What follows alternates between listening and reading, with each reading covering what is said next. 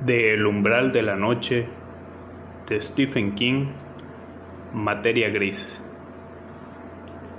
Hacía una semana que pronosticaban el vendaval del norte que se materializó el jueves, y a las 4 de la tarde ya se habían amontonado 20 centímetros de nieve y no daba señales de amainar. Los 5 o 6 de siempre estábamos congregados alrededor de la estufa en el Neat Hall de Henry, el único bar pequeño de este lado de Bangor que permanece abierto durante las 24 horas del día. Henry no tiene mucha clientela, generalmente se limita a despachar cerveza y vino a los chicos de la universidad, pero se las apaña y no hay un local mejor que el suyo para que los jubilados inservibles como nosotros nos reunamos e intercambiemos información acerca de los que han muerto últimamente y de cómo el mundo se va al diablo. Esa tarde, Henry estaba en la barra y Bill Pelham, Bertie Connors, Carl Littlefried y yo estábamos encorvados alrededor de la estufa. Fuera, ni un coche se movía por Ohio Street y los quitanieves tenían mucho trabajo. El viento arrastraba montículos que parecía la columna vertebral de un dinosaurio. Durante la tarde, Henry solo había tenido 3 parroquianos, y esto si contamos al ciego Eddie. Eddie tenía alrededor de 70 años y no es completamente ciego. En general tropieza con las cosas. Viene 1 o 2 veces por semana y se mete un pan bajo la chaqueta y se va con una expresión que parece decir: «He vuelto a engañaros, estúpidos hijos de puta». Una vez, Bertie le preguntó a Henry por qué no le ponía coto a eso. «Te lo diré», respondió Henry. Hace algunos años en la Fuerza Aérea pidió $20 millones para producir el modelo de un avión que habían diseñado bien. Les costó 75 millones y el maldito trasto no despegó jamás. Eso sucedió hace 10 años, cuando Eddie y yo éramos bastante más jóvenes, y yo voté a favor de la mujer que patrocinó aquel proyecto. El ciego Eddie votó contra ella y desde entonces le pagó el pan. Bertie no parecía haber entendido muy bien la historia, pero se quedó rumiándola. En ese momento volvió a abrirse la puerta, que dejó pasar una ráfaga de aire gris y frío, y entró un chico que golpeó las botas contra el piso para desprender la nieve. Lo identifiqué enseguida. Era el hijo de Richie Grenade, y al ver su cara tuve la impresión de que acababa de pasar por un mal trance. Su nuez de Adán subía y bajaba convulsivamente, y sus facciones tenían el color de un encerrado viejo. «Señor Pálmale», le dijo a Henry mientras los ojos le giraban en las órbitas como cojinetes. «Tiene que ir a la casa, tiene que llevarle la cerveza e ir a casa. Yo no me atrevo a volver, tengo miedo».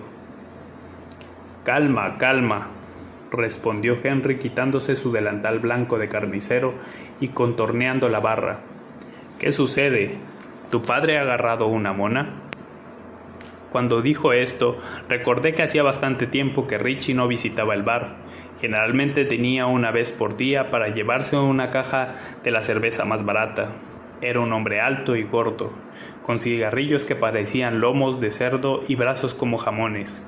Richie siempre había sido un bebedor empedernido de cerveza, pero mientras trabajaba en el aserradero de Clifton, la asimilaba bien. Entonces ocurrió algo.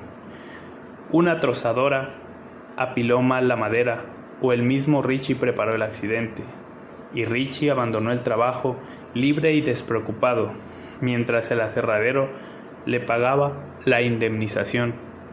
Una lesión en la espalda, sea como fuere, se puso espantosamente obeso. En los últimos tiempos no asomaba las narices por allí, aunque de vez en cuando veía a su hijo que venía a comprar la caja de todas las noches. Un chico simpático. Henry le vendía la cerveza porque sabía que el muchacho se limitaba a obedecer las órdenes de su padre. «Sí, ha agarrado una mona», asintió entonces el chico. «Pero ese no es el problema, es... Dios mío, qué horror». Henry se dio cuenta de que iba a llorar, de modo que se apresuró a decir: «Carl, ¿Puedes atender un rato el negocio? Por supuesto. Ahora, Timmy, ven conmigo a la trastienda y cuéntame qué sucede. Se fue con el chico y Carl se colocó detrás de la barra y se sentó en el taburete de Henry. Durante un tiempo nadie dijo nada. Los oíamos conversar en la trastienda, la voz profunda, pausada de Henry y después la tiplada de Timmy Grandine, que hablaba atropelladamente. Por fin el chico se echó a llorar y Bill Pelham se aclaró la garganta y empezó a cargar su pipa. Hace un par de meses que no veo a Richie, comenté. No has perdido nada, gruñó Bill. Vino, a finales de octubre, manifestó Carl. Unos días antes de Todos los Santos, compró una caja de cervezas Leach. Estaba engordando pavorosamente. No había hecho mucho más que agregar. El chico seguía llorando, pero al mismo tiempo hablaba. Fuera, el viento seguía aullando y ululando, y la radio anunció que por la mañana tendríamos más o menos otros 20 centímetros de nieve. Estábamos a mediados de enero y me pregunto si alguien había visto a Richie desde octubre, sin contar a su hijo, claro está. La conversación continuó durante un largo rato, pero finalmente Henry volvió a salir con el chico. Este se había quitado el abrigo y en cambio Henry se había puesto el suyo. El chico comprimía un poco el pecho como acostumbraba a hacerlo a la gente cuando ya ha pasado lo peor, pero tenía los ojos enrojecidos y cuando se volvía hacia alguien bajaba la vista. Henry parecía preocupado. Creo que haré subir a Timmy para que mi esposa le prepare un bocadillo de queso caliente o algo parecido. Quizá a un par de vosotros no os importaría acompañarme hasta la casa de Richie. Timmy dice que su padre quiere cerveza. Me dio el dinero. Trató de sonreír, pero solo consiguió esbozar una mueca enfermiza y desistió del esfuerzo. Claro que sí, dijo Bertie. ¿Qué marca de cerveza? Yo iré a buscarla. Trae la Harrow's Supreme, contestó Henry. En la trastienda tenemos algunas cajas a precio rebajado. Yo también me levanté. Tendríamos que ir Bertie y yo. Con este tiempo la artritis de Carl se pone insoportable y Billy Pelham ya no maneja bien el brazo derecho. Bertie trajo las latas de Harrow's embaladas en grupos de 6 y yo metí 2 docenas en una caja mientras Henry llevaba al chico arriba, al apartamento del primer piso. Bien, se puso de acuerdo con su señora y volvió a bajar, echando una mirada por encima del hombro para asegurarse de que la puerta de arriba estaba cerrada. ¿Qué sucede?, preguntó Bill ansiosamente. ¿Richie le pegó una paliza al chico? No, respondió Henry. Prefiero no decir nada por ahora, os parecería absurdo. Sin embargo, os mostraré algo. El dinero que trajo Timmy para pagar la cerveza. Sacó del bolsillo 4 billetes de $1 cogiéndolos por un ángulo y enseguida justifiqué esta precaución. Se hallaban totalmente cubiertos por una sustancia gris, viscosa, parecida a la baba que se forma en la superficie de las conservas descompuestas. Los depositó sobre la barra con una sonrisa rara y le ordenó a Carl: no permitas que lo toquen. No, si la mitad de lo que dice el chico es cierto. Y se encaminó hacia el fregadero contiguo al mostrador y se lavó las manos. Me levanté, me puse el chaquetón y la bufanda, abroché la prenda hasta arriba. Habría sido una tontería coger el coche. Richie vivía en un edificio de apartamentos situados en el extremo de Court Street, muy cerca de allí y en el último punto que tocaba el quitanieves. Cuando salíamos, Bill Pelham gritó a nuestras espaldas: «¡No os descuidéis!». Henry hizo un gesto de asentimiento, depositó la caja de Harrow sobre la carretilla que deja junto a la puerta y nos dispusimos a salir. El viento era cortante como una sierra y levanté inmediatamente la bufanda para cubrirme las orejas. Nos detuvimos un segundo en el portal mientras Bertie se calzaba los guantes. Tenía una mueca de dolor en la cara y comprendía lo que sentía. Estaba bien que los jóvenes esquiaran durante el día y pasaran la mitad de la noche corriendo carreras con esos malditos trineos aerodinámicos, pero cuando apenas pasas los 70, si un cambio de aceite, el cierzo te llega al corazón. No quiero asustaros, muchachos, manifestó Henry, sin perder esa sonrisa extraña que parecía expresar asco. Pero de todas maneras os mostraré algo, y mientras caminamos hasta allí os contaré lo que me dijo el chico, porque quiero que lo sepáis. Al decir esto extrajo del bolsillo de la chaqueta una pistola calibre 45, la misma que guardaba cargada y a punto debajo de la barra desde 1958, cuando había resuelto mantener abierto el establecimiento durante las 24 horas del día. No sé de dónde sacó esa pieza de artillería, pero sí sé que la única vez que la blandió delante de un asaltante, este dio media vuelta y salió corriendo. Henry era un tipo impasible, sí señor. Un día lo vi echar a un estudiante que quiso obligarlo a canjear un cheque. El chico salió como alma que lleva el diablo. Bien, solo cuento esto porque Henry quería que Bertie y yo supiéramos que hablaba en serio, y vaya si lo sabíamos. De modo que nos pusimos en marcha y encorvados como lavanderas para luchar contra el vendaval, Henry empujaba la carretilla y repetía lo que había narrado el chico. El viento trataba de arrancarle las palabras antes de que llegaran a nosotros, pero oíamos casi todo, más de lo que nos habría gustado oír. Me alegré inmensamente de que Henry llevara su bazuca en el bolsillo de la chaqueta. El chico pensaba que la culpable había sido la cerveza.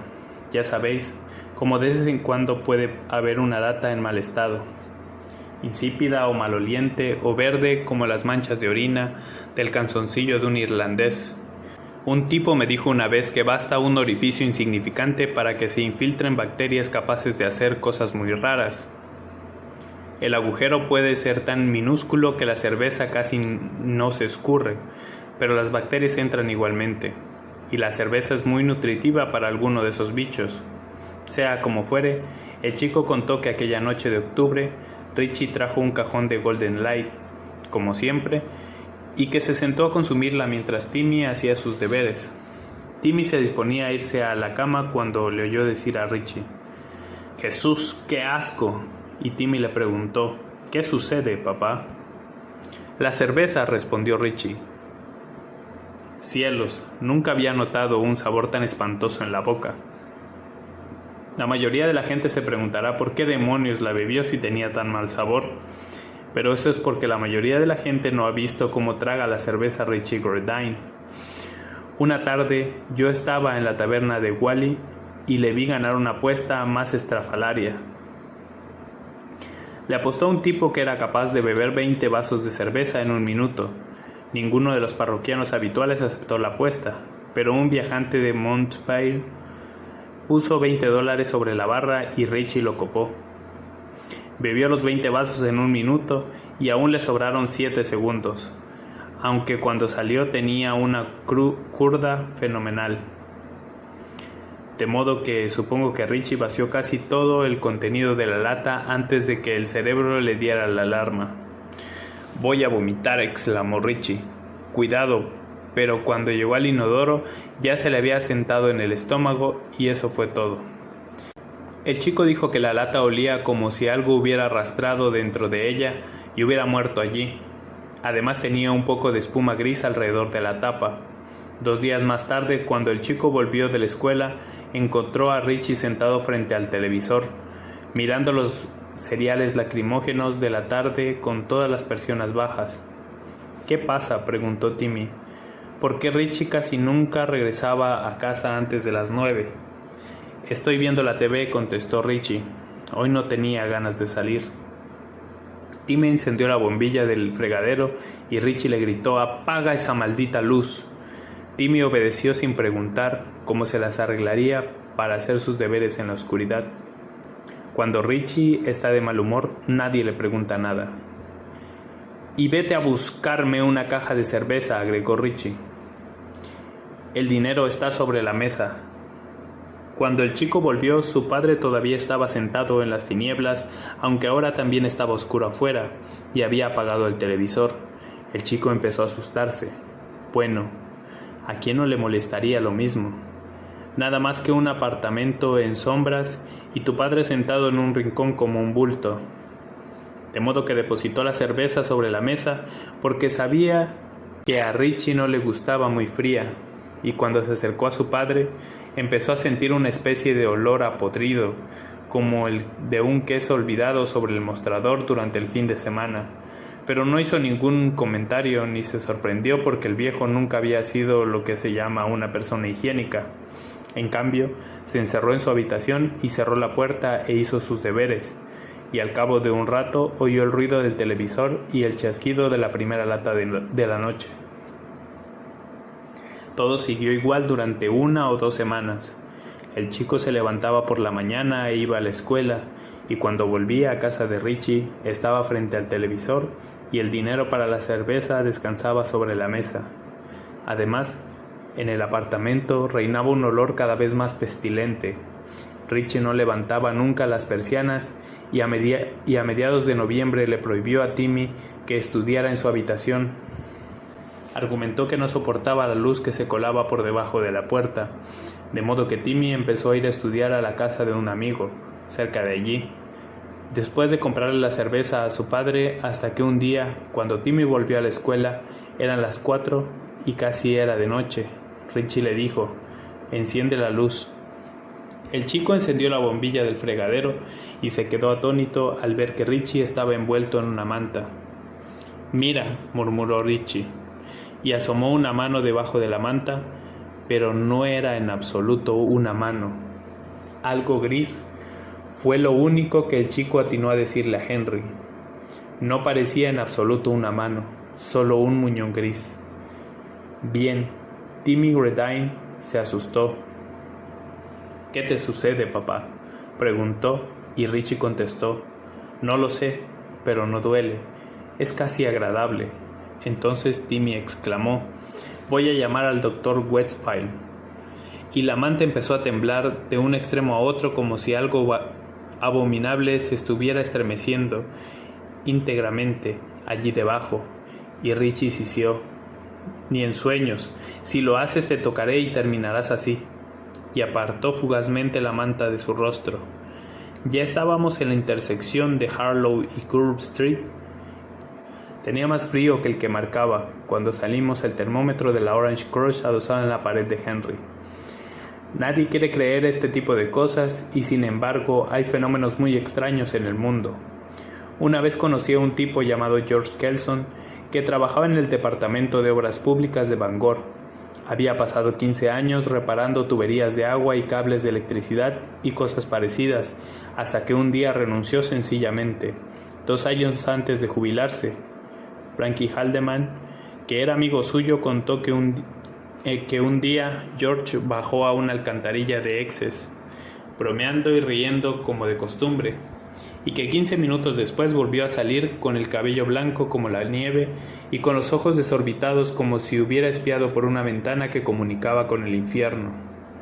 Fue directamente al garage del Departamento de Obras Públicas y marcó su tarjeta en el reloj y se marchó a la taberna de Wally y empezó a beber. El alcohol había acabado con él 2 años más tarde. Frankie intentó sonsacarle algo, pero George solo habló una vez, un día que estaba excepcionalmente borracho. Giró sobre su taburete y le preguntó a Frankie Haldeman si alguna vez había visto una araña grande como un perro de buen tamaño, sentada en una tela llena de gatitos y otros animales parecidos envueltos en hilos de seda. Bien, ¿qué podía contestarle? No digo que eso es cierto, pero lo que sí digo es que en los recovecos del mundo hay cosas que podrían enloquecer a cualquiera que se encontrase cara a cara con ellas. De modo que nos detuvimos un minuto en la esquina, a pesar del viento que soplaba calle arriba. ¿Qué vio?, inquirió Bertie. Dijo que siguió viendo a su padre, respondió Henry, pero que parecía sepultado en gelatina gris y que estaba como apelmazado. Agregó que sus ropas asomaban fuera de la piel y desaparecían dentro de ella como si se hubiera fusionado a su cuerpo. «Dios bendito», exclamó Bertie. Después volvió a cubrirse inmediatamente y le gritó al chico que apagara la luz. «Como si fuera un hongo», comenté. «Sí», asintió Henry, «más o menos así». «Conserva la pistola al alcance de la mano», murmuró Bertie. «Sí, eso es lo que haré». Dicho lo cual, empezamos a caminar por Cook Street. El edificio donde Richie Gordine tenía su apartamento estaba casi en la cresta de la colina, y era uno de esos grandes monstruos victorianos que los magnates de la madera y el papel construyeron a principios de siglo. Ahora casi todos ellos han sido reformados y lo han dividido en apartamentos. Cuando Bertie recuperó el aliento, nos informó que Richie vivía en el segundo piso, bajo aquel gablete que sobresalía como una ceja. Me arriesgué a preguntarle a Henry qué le había sucedido al chico después de aquel episodio. Aproximadamente en la tercera semana de noviembre, el chico volvió una tarde y descubrió que Richie ya no se conformaba con bajar las persianas. Había clavado mantas sobre todas las ventanas del apartamento. Además olía cada vez peor, con una especie de fetidez pegajosa como la que despide la fruta cuando la hace fermentar la levadura. Más o menos una semana después, Richie le ordenó al chico que empezara a calentarle la cerveza sobre la estufa. ¿Te imaginas la situación? El chico a solas en ese departamento mientras su padre se convertía en algo, y calentándole la cerveza y escuchando después cómo él o eso la bebía con un atroz gorgoteo, como cuando un viejo sorbe su papilla. ¿Puedes imaginártelo? Y todo había continuado así hasta ese día, cuando las clases terminaron más temprano a causa de la tormenta. El chico volvió directamente a casa, explicó Henry. En el rellano de arriba no había luz. El chico sostiene que su padre debió de escurrirse afuera una noche para romper la bombilla, de modo que tuvo que ir a tientas hasta la puerta. Bueno, oyó que algo se movía dentro y de pronto se le ocurrió pensar que no sabía a qué se dedicaba su padre durante el día, en la semana. Hace casi un mes que no le veía moverse de la silla, pero en algún momento debía abandonarla para dormir e ir al baño. En el centro de la puerta hay una mirilla que teóricamente debería tener una traba por dentro para cerrarla, pero que está rota desde que ellos viven allí, de modo que el chico se deslizó hasta la puerta con mucho sigilo y empujó la mirilla un poco con el pulgar y pegó el ojo a la abertura. Ya estábamos al pie de la escalinata de entrada y la casa se alzaba sobre nosotros como una cara alta, repulsiva, cuyos ojos eran las ventanas del segundo piso. Miré hacia arriba y ciertamente las dos ventanas estaban negras como boca de lobo, como si alguien las hubiera cubierto con mantas o las hubiera pintado. Tuvo que dejar pasar un minuto para que su ojo se acostumbrara a la penumbra, hasta que por fin vio un gran bulto gris, que no tenía ninguna semejanza con un hombre y que se arrastraba por el suelo dejando atrás un rastro de una sustancia gris y pegajosa, y después estiró un brazo o algo que hacía las veces de brazo y desprendió una tabla de la pared y extrajo un gato. Henry se interrumpió brevemente. Bertie se golpeaba las manos una contra otra y en la calle hacía un frío de 1000 demonios, pero todavía ninguno de nosotros estaba preparado para subir. Un gato muerto, prosiguió Henry, que se había podrido. El chico dijo que parecía hinchado y rígido, infestado de diminutas formas blancas reptantes. Basta, susurró Bertie, por el amor de Dios. Y después su padre se lo comió. Intenté tragar y sentí un sabor grasiento en la garganta. Fue entonces cuando Timmy echó la mirilla, concluyó Henry en voz baja, y echó a correr. No creo que pueda ir allí, balbuceó Bertie. Henry permaneció callado. Se limitó a mirarnos alternativamente a Bertie y a mí. Creo que lo mejor será que subamos, manifesté.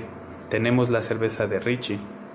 Bertie no contestó, así que subimos por la escalinata y entramos en el zaguán. Lo olí enseguida. ¿Sabéis cómo huele una fábrica de sidra en verano?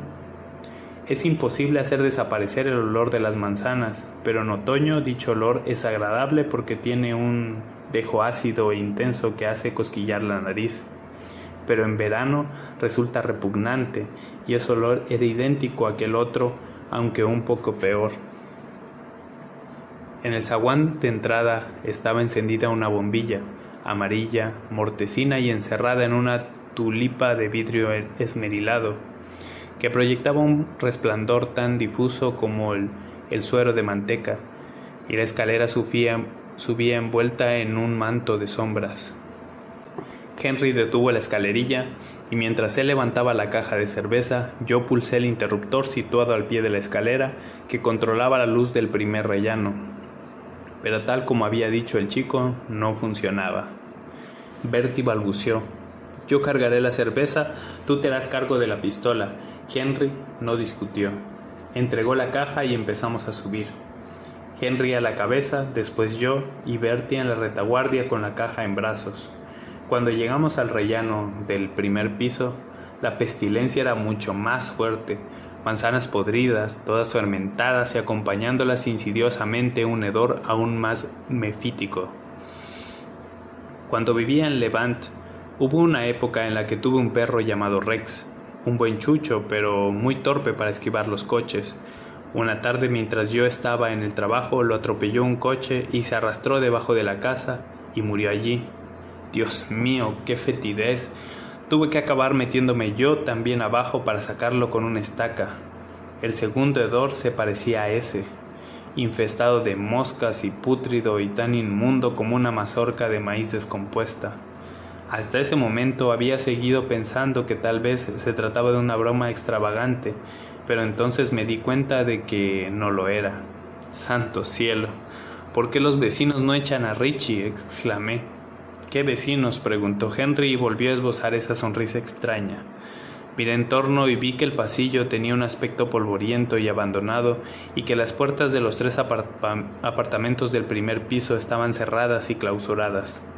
Me preguntó quién es el casero, murmuró Bertie, apoyando la caja sobre el poste de la baranda mientras recuperaba el aliento. ¿Que tú? Me sorprende que no lo desaloje. ¿Quién crees que se atrevería a subir allí para expulsarlo?, preguntó Henry. ¿Tú? Bertie no contestó. Finalmente empezamos a subir el último tramo de escalera, que era aún más angosto y empinado que el anterior.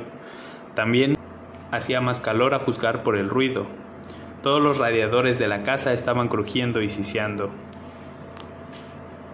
El olor era nauseabundo y empecé a tener la impresión de que alguien me revolvía las tripas con una vara.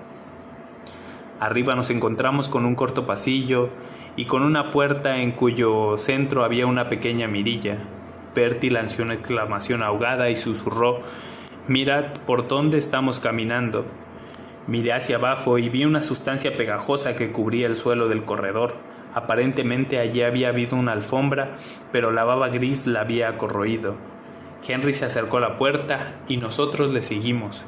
Ignoro lo que sentía Bertie, pero yo temblaba como una hoja. Sin embargo, Henry no vaciló en ningún momento, levantó la pistola y golpeó la puerta con la culata. «¡Richie!», exclamó, y su voz no dejó de traslucir ni una pizca de miedo. A pesar de sus facciones, tenía una palidez mortal. «Soy Henry Palmer, de Nichehall. Te he traído tu cerveza». Nadie contestó nada durante más o menos un minuto, y por fin una voz dijo: «¿Dónde está Timmy? ¿Dónde está mi hijo?». Casi eché a correr en ese mismo momento. La voz no era ni remotamente humana. Tenía un timbre raro y bajo y gorgoteante, como si quien la produciera estuviera hablando con la boca llena de sebo. «Está en mi tienda, alimentándose decorosamente», respondió Henry. «Está flaco como un gato vagabundo, Richie». Durante un rato no se oyó nada, y luego nos llegaron unos horribles chasquidos húmedos como los que podría producir un hombre calzando con botas de goma al caminar por el limo. Después, la misma voz deteriorada habló desde el otro lado de la puerta. «Abre la puerta y empuja la cerveza por la rendija», ordenó. «Pero antes arranca las anillas de las latas. Yo no puedo hacerlo». Enseguida asintió Richie. «¿Cómo te encuentras, Richie?» «Eso no te interesa», respondió la voz con sobrecogedora vehemencia. «Lo único que tienes que hacer es empujar la cerveza e irte». «Ya no te conformas con los gatos muertos, ¿verdad?», prosiguió Henry con tono compungido.